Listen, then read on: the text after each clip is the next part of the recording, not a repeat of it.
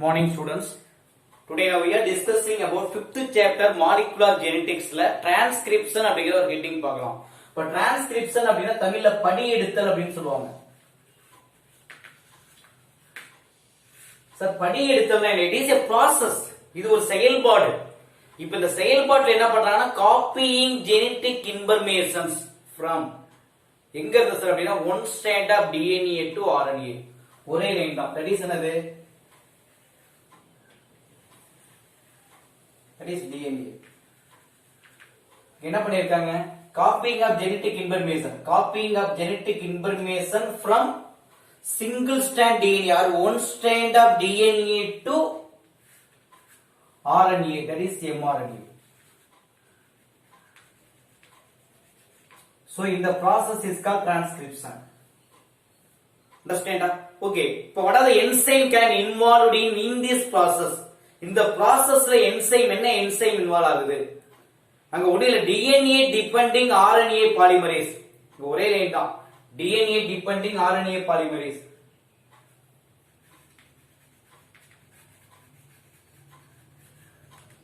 DNA depending RNA polymerase அப்படிங்கற ஒரு enzyme தான் இதுக்கு ஹெல்ப் பண்ணுது அண்டர்ஸ்டாண்டா ஓகேப்பா இப்போ இதுக்கு என்ன பேர் டிரான்ஸ்கிரிப்ஷன் சொல்லிட்டாங்க இப்போ என்னுடைய சென்ட்ரல் டாக்மாவை ஓகே அப்ப சென்ட்ரல் டாக்மா ஆஃப் மாலிகுலர் பயாலஜின்னு சொல்லுவாங்க இல்லையா இத ஃபர்ஸ்ட் ப்ரொபோஸ் பண்ணவர் யார் அப்படின்னு கேட்டா பிரான்சிஸ் கிரீக் அப்படிங்கிறவர் ஓகே இந்த central dogma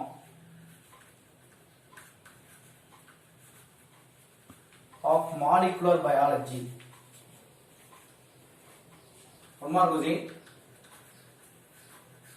central dogma of molecular biology propose பண்ணவர் யார் சார் அப்படின்னு கேட்டா Francis Crick that is important one more question okay இப்போ இதன்படி மேக்ஸிமம் பாத்தீங்க அப்படினா சென்ட்ரல் டாக்மா எப்படி சார் ஃபார்ம் ஆயிருக்கு அப்படினா that is DNA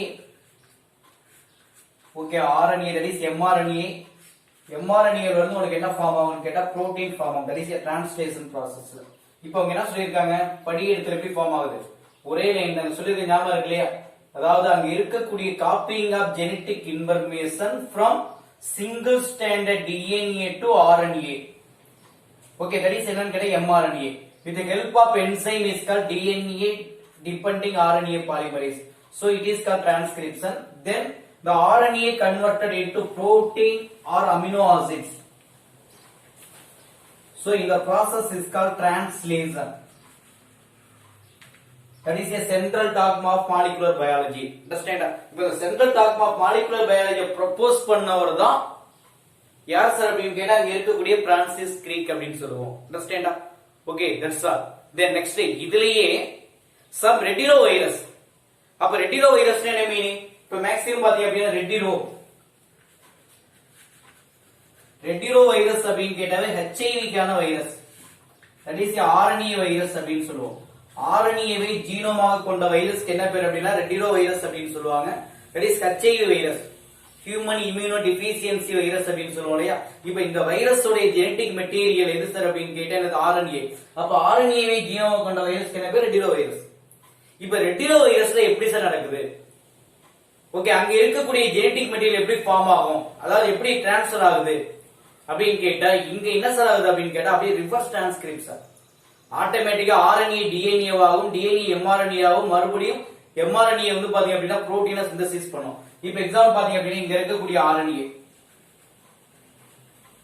RNA converted into DNA மறுபடியும் DNA converted into mRNA mRNA converted into protein or amino acids ஒன்னு protein ஆகலாம் அல்லது அமினோ ஆசிட்ஸா மாறலாம் சரிங்க ஓகே இப்போ இங்க இருக்கக்கூடிய RNA ரிபோநியூக்ளிக் ஆசிட் இருக்கு இல்லையா இப்போ RNA DNA வா மாற்றப்படுது இந்த processக்கு என்ன பேர் அப்படினு கேட்டா ரிவர்ஸ் டிரான்ஸ்கிரிப்ஷன் அப்படினு சொல்லுவோம் அதே மாதிரி இங்க DNA mRNA மாறுது that is a transcription அதே மாதிரி இங்க mRNA புரோட்டீனா மாறுது translation அப்ப அப்படியே ஞாபகம் ரெட்டிரோவைரஸ்ல இருக்கக்கூடிய RNA என்னவா மாறிடுச்சுனா DNA வா மாறுது அப்ப இந்த processக்கு என்ன பேர் அப்படினா ரிவர்ஸ் டிரான்ஸ்கிரிப்ஷன் ஓகே, மறுபடியும் டிஎன்ஏ mRNA ஆகும். mRNA வந்து பாத்தீங்கன்னா அமினோ ஆசிட்ஸா மாறுது. அப்ப இங்க இன்வால்வ் ஆகக்கூடிய என்சைம்ஸ் யார் சார் அப்படின்னு கேட்டா அங்க இருக்கக்கூடிய அதே சேம் என்ன சொல்லுவோம், transcriptase enzyme, reverse transcriptase enzyme, இங்க டிரான்ஸ்கிரிப்டேஸ் என்சைம் அப்படின்னு சொல்லுவோம். அண்டர்ஸ்டாண்டா? அப்ப இது எல்லாமே வந்து பாத்தீங்க அப்படின்னா எங்கன்னா ஆர்என்ஏல நடக்குது. இப்ப எக்ஸாம்பிள், ஒரு செல் வந்து பாத்தீங்க அப்படின்னா செயல்படுது, ஆப்ரேட் ஆகுது அப்படின்னா அங்க என்ன பண்ணும், ஜீன் மஸ்ட் பி எக்ஸ்பிரஸ் ஆகணும். ஓகே, இப்ப நீ வந்து பாத்தீங்கன்னா நல்லா படிக்கிற அப்படின்னா எதுல சார் எக்ஸ்பிரஷன் இருக்கணும் அப்படின்னா மார்க்ல அதிகம் காட்டணும். இப்ப அதே மாதிரி பாத்தீங்க அப்படின்னா இங்க செல் இருக்கு. ஒரு செல் வந்து பாத்தீங்க அப்படின்னா நல்லா செயல்படுது அப்படின்னா அங்க என்ன எக்ஸ்பிரஸ் ஆகணும், அங்க இருக்கக்கூடிய character, that is a gene character, உனக்கு என்ன சார் அப்படின்னா எக்ஸ்பிரஸ் ஆகணும். ஜீனுடைய செயல்பாடு என்ன பண்ணும், வெளியில தெரியணும். அப்ப அங்க வந்து பாத்தீங்க அப்படின்னா ஜீன் ப்ராடக்ட் உருவாகணும். எப்படி சார் அப்படின்னா ஒரு செல்லுல எப்படி வந்து பாத்தீங்க அப்படின்னா புரோட்டீன் உருவாகுதோ அதே மாதிரி ஆர்என்ஏ உருவாகுதோ அதே போல யாரும் உருவாகணும், அங்க ஜீனும் உருவாகணும். அங்க யாரு உருவாகணும், ஜீனும் உருவாகணும். அப்ப ஜீன் உருவானாதான் என்ன நடக்கும் சார், அங்க ஜெனடிக் இன்ஃபர்மேஷன்ஸ் நடக்கும். Okay, understand? அப்ப அங்க ஆர்என்ஏ வந்து பாத்தீங்க அப்படின்னா எக்ஸ்பிரஸ் ஆகுறது சரி, அங்க இருக்கக்கூடிய ஜீனுடைய எக்ஸ்பிரஷன் தெரியும். ஓகே, உனக்கு ஒரு கோகனட் வேணும் அப்படின்னா கோகனட் ட்ரீ இல்லாம கோகனட் வராது. இப்ப அதே மாதிரி வந்து ஜீனுடைய எக்ஸ்பிரஷன் வேணும் அப்படின்னா அந்த ஜீன் முதல்ல உருவாகணும். ஒரு செல்ல ஜீன் உருவானாதான் அதோட எக்ஸ்பிரஷன் இருக்கும். அண்டர்ஸ்டாண்டா? ஓகே, நெக்ஸ்ட் வந்து பாத்தீங்க அப்படின்னா mRNA என்ன, what is mRNA? Okay, mRNA அப்படினாவே மெசஞ்சர் RNA ன்னு சொல்லுவாங்க. 3 டைப் ஆஃப் RNA இருக்கு. ரிபோசோமல் RNA, tRNA, mRNA ன்னு சொல்லுவாங்க. இல்ல mRNAங்கிறது மெசஞ்சர் RNA, செய்திகளை கேரி பண்ணக்கூடிய RNA. அண்டர்ஸ்டாண்டா? இப்ப மேக்ஸிமம் என்ன பண்ணுவோம், mRNA இந்த RNA கேரி தி ஜெனடிக் இன்ஃபர்மேஷன்ஸ். இப்போ ஒரு RNA என்ன பண்ணுது அப்படின்னா கேரி பண்ணுது. எதை கேரி பண்ணுதுன்னா ஜெனடிக் இன்ஃபர்மேஷன்ஸ். எப்படி அப்படின்னா என்கோடிங் எ புரோட்டீன். ஓகே, ஒரு கோடட் ஃபார்மேஷன்ல ஃப்ரம் ஜீன்ல இருந்து செல்லுக்கு ஈஸியா வச்சுக்கோ, ஜீன்ல இருந்து ஒரு செல்லுக்கு எதை சார் அப்படின்னு கேட்டா ஜெனடிக் இன்ஃபர்மேஷன் சார். இந்த வடிவத்துல கோட் ஃபார்மேஷன்ல கொண்டு போகக்கூடிய ஒண்ணுக்கு பேர் தான் mRNA. யாராவது கேட்டா தெரியலன்றது mRNA. mRNA messenger RNA. இந்த RNA உடைய வேலை கேரி தி ஜெனடிக் இன்ஃபர்மேஷன்ஸ். எப்படி சார் அப்படின்னா கோடட் ஃபார்மேஷன் அல்லது என்கோடிங், குறியீடு வடிவமாக ஃப்ரம் ஜீன்ல இருந்து செல்லுக்கு கேரி பண்ணக்கூடிய ஒரு RNA பேர் தான் mRNA, மெசஞ்சர் RNA ன்னு சொல்லுவோம். சரிப்பா, இப்ப இந்த ஜீன் கேன் பி டிரான்ஸ்கிரிப்ட். அப்ப ஜீன் என்ன பண்ணிருச்சு, டிரான்ஸ்கிரிப்ட் பண்ணிருச்சு. அப்ப அங்க இருக்கக்கூடிய டிரான்ஸ்கிரிப்ட் ஆகணும்னா அங்க இருக்கக்கூடிய டபுள் ஸ்டாண்ட் இருக்கு இல்லையா, டிஎன்ஏ டபுள் ஹெலிக்ஸ் உனக்கு என்ன ஆகணும் அப்படின்னா சிங்கிள் ஸ்டாண்டர்டா பிரியணும். For example, that is double standard DNA. Okay, இப்ப ரெண்டு தனித்தனியா பிரிஞ்சாதான் உனக்கு என்ன பண்ண முடியும் அப்படின்னா டிரான்ஸ்கிரிப்ஷன் நடக்கும். ஏன்னா ஃபர்ஸ்ட் பாயிண்ட் என்ன சொல்லியிருக்கோம், அங்க இருக்கக்கூடிய வந்து பாத்தீங்க அப்படின்னு கேட்டா என்னது ஜெனடிக் இன்ஃபர்மேஷன். அப்ப ஜெனடிக் இன்ஃபர்மேஷன் ஃப்ரம் எங்க, ஒன் ஸ்ட்ராண்ட் ஆஃப் டிஎன்ஏ தான் சொல்லியிருக்கேன். அப்ப அதனால அங்க என்ன பண்ணும் அப்படின்னா ரெண்டு டெம்பரவரியாக பிரியணும். ஓகே, ரெண்டு பிரிஞ்சாதான் ஆர்என்ஏ சிந்தசைஸ் நடக்கும். இப்ப இந்த இடத்துல ஒரு பபுளை ஏற்படுத்தி அதை தனித்தனியா பிரிச்சு விடுறது யார் அப்படின்னா ஆர்என்ஏ பாலிமரேஸ் தான்.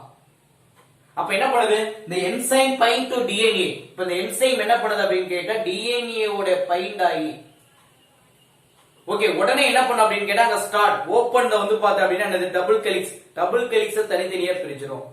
ஃபைனலா ஆர்என்ஏ மாலிகுல் என்ன பண்ணுது அப்படின்னா சிந்தசைஸ். எதை சிந்தசைஸ் பண்ணணும்னா அங்க இருக்கக்கூடிய நியூக்ளியோடைட்ஸ் வந்து பார்த்தா அப்படின்னா சிந்தசைஸ் பண்ணணும். ஓகே, அண்டர்ஸ்டாண்டா? எதுல இருந்து சார் அப்படின்னா இங்க இருக்கக்கூடிய டெம்ப்ளேட் ஸ்டாண்ட் இருக்கு இல்லையா, அப்ப டெம்ப்ளேட் ஸ்டாண்ட், அப்ப டெம்ப்ளேட் ஸ்டாண்ட்ல இருந்து உனக்கு என்ன ஏற்படும்னா ஒரு நியூ ஆர்என்ஏ வந்து உருவாகும் அப்படின்னு சொல்லுவோம். அண்டர்ஸ்டாண்டா? ஓகே, அப்படியே ஒரு டைம் பார்ப்போம். இருக்கக்கூடிய டிஎன்ஏ ஸ்டாண்ட் என்ன பண்ணாது அப்படின்னு கேட்டா ஒரே நேரத்துல ரெண்டும் உனக்கு என்ன ஆகாது, டெம்ப்ளேட்டா செயல்படாது, டிரான்ஸ்கிரிப்ஷன் நடக்காது. அதுக்கு காரணங்கள் ரெண்டு காரணங்கள் கொடுத்திருக்காங்க. இப்ப எக்ஸாம்பிள் பாத்தீங்க அப்படின்னா இப்ப இங்க இருக்க வந்து மேக்ஸிமம் என்ன பண்றோம், இது அப்படியே இப்படி வெயிட் பண்றோம். அப்படியே இப்படி ஞாபகம் வச்சுக்கோ. that is 3 prime into 5 prime into 5 prime into 3 prime ன்னு வச்சுக்கோ. இப்போ இந்த ரெண்டு ஸ்டாண்ட் ஒரே நேரத்துல உனக்கு என்ன பண்ணாது, டிரான்ஸ்கிரிப்ஷன் பண்ணாதுங்கறான். அப்ப அதே மாதிரி இங்க இருக்கக்கூடிய both stand act as template, ரெண்டும் டெம்ப்ளேட்டா செயல்பட்டா இது உனக்கு என்ன பண்ணுது அப்படின்னா கோட் ஃபார் ஆர்என்ஏ. அப்ப இது மேக்ஸிமம் பாத்தீங்க அப்படின்னா என்ன சொல்லுவோம், அடினைன். ஓகேவா? அதே மாதிரி நெக்ஸ்ட் வந்து பாருங்க யுரேசில், அதே மாதிரி நெக்ஸ்ட் வந்து பாருங்க குவானைன், சைட்டோசின் இப்படி இருக்குன்னு வச்சுக்கோ. அப்ப இதுக்கு கோட் என்ன வரும், அடினைனா இருந்தா மேக்ஸிமம் பாத்தீங்க அப்படின்னா என்ன சொல்லுவாங்க யுரேசில் இருக்கும். இங்க யுரேசிலா இருந்தா உனக்கு என்ன இருக்குன்னா அடினைன் இருக்கும். குவானைனா இருந்தா சைட்டோசின், சைட்டோசினா இருந்தா குவானைன். அப்ப மேக்ஸிமம் இது ஒரு கோடு உருவாகுது. அப்ப அதே மாதிரி இதுக்கு ஒரு கோடு உருவாகும் இல்லையா? அப்ப கோடு உருவாகும் போது உனக்கு என்ன ஏற்படும்னா ரெண்டு சீக்வன்ஸ் ஏற்படும், ரெண்டு சீக்வன்ஸ் வரும். அப்ப ரெண்டு சீக்வன்ஸ் வரும்பொழுது உனக்கு என்ன ஏற்படுது அப்படின்னு கேட்டா அங்க இருக்கக்கூடிய வந்து பாத்தீங்க அப்படின்னா சொல்லுவோம் சார் அமினோ ஆசிட்ஸ்ல மாற்றங்கள் ஏற்படும். ஓகேவா? அப்ப மேக்ஸிமம் கோடு இப்ப எக்ஸாம்பிள் பாத்தீங்க அப்படின்னா AUG, AUG அப்படின்னா initiation code, that is methionine அப்படின்னு சொல்லுவோம். ஓகே, அங்க அதே ஆப்போசிட் என்ன பண்ணலாம் அப்படின்னா UUU ட்ரிபிள் U உருவாகுதுன்னு வச்சுக்கோ. அங்க என்ன பண்ணும் ஃபினைல் அலனைன்.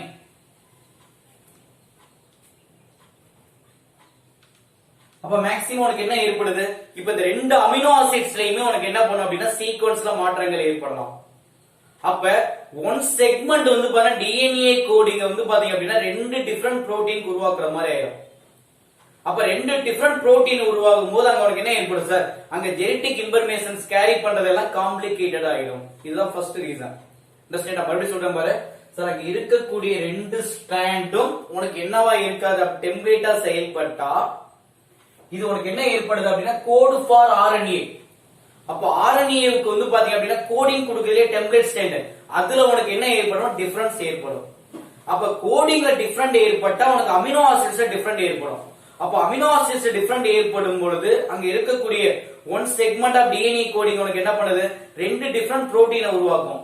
அந்த ரெண்டு டிஃபரண்ட் புரோட்டீன்ஸ் உனக்கு என்ன ஏற்படுத்துது அப்படின்னா காம்ப்ளிகேட்டட் ஃபார் ஜெனடிக் இன்ஃபர்மேஷன், மரபு பண்புகளை குறியீடு பண்ணுவதிலும் சிக்கல், டிரான்ஸ்ஃபர் பண்றதுல சிக்கல் ஏற்படும். இது ஒரு பாயிண்ட். ரெண்டாவது, அங்க இருக்கக்கூடிய RNA மாலிகூல்ஸ் வந்து பாத்தீங்க அப்படின்னா ரெண்டு RNA மாலிகூலுமே என்ன பண்ணுது சார், ப்ரொடியூஸ் சைமல்டேனியஸ்லி. அதாவது 2 RNA மாலிகூல்ஸ் ப்ரொடியூஸ். அப்ப இந்த இடத்துல ரெண்டாவது பாயிண்ட், ரெண்டு RNA மாலிகூல்ஸ் வந்து பாத்தீங்க அப்படின்னு கேட்டா சைமல்டேனியஸா ப்ரொடியூஸ் ஆனா, சைமல்டேனியஸ்லி ப்ரொடியூஸ் ஆகுதுன்னு வச்சுக்கோ. ரெண்டு RNA மாலிகூல் சைமல்டேனியஸ்லி ப்ரொடியூஸ். அப்ப உனக்கு என்ன ஏற்படும், அங்க டபுள் ஸ்டாண்டர்ட் RNA வந்து பாத்தீங்க அப்படின்னா காம்ப்ளிமெண்டரி அமையும். அங்க உனக்கு என்ன ஏற்படுது, டபுள் ஸ்டாண்ட் வந்து பாத்தீங்க அப்படின்னு கேட்டா RNA வந்து பாத்தீங்க அப்படின்னா எப்படி இருக்கும், சிக்கலா காம்ப்ளிமெண்டரியா இருக்கும். சரி, ஓகே, காம்ப்ளிமெண்டரியா ஃபார்ம் ஆயிடுச்சு. அப்ப இது காம்ப்ளிமெண்டரியா ஃபார்ம் ஆகும்போது அங்க இருக்கக்கூடிய ரெண்டு ஸ்டாண்டும் ஈச் அதர் ஒரே மாதிரி ஃபார்ம் ஆகும். அப்ப அங்க இருக்கக்கூடிய பேரண்ட் RNA ஃப்ரம் எங்க இருந்து சார் உருவாகுது அப்படின்னு கேட்டா என்னது, டிரான்ஸ்லேட்டட் இன்டு புரோட்டீன். அப்ப இது என்ன பண்ணும், பிரிவென்ட் பண்ணும். எதை பிரிவென்ட் பண்ணுது, அங்க வந்து பார்த்தா அப்படின்னா RNA-ல இருந்து ஓகேவா டிரான்ஸ்லேஷன் ஆஃப் புரோட்டீன் டிரான்ஸ்லேஷன் ஆகுது என்ன பண்ணும், ஸ்டாப் ஆகணும்னு சொல்லுவோம். அப்ப இந்த ரெண்டு ரீசன். ஓகேவா, தேங்க்யூ.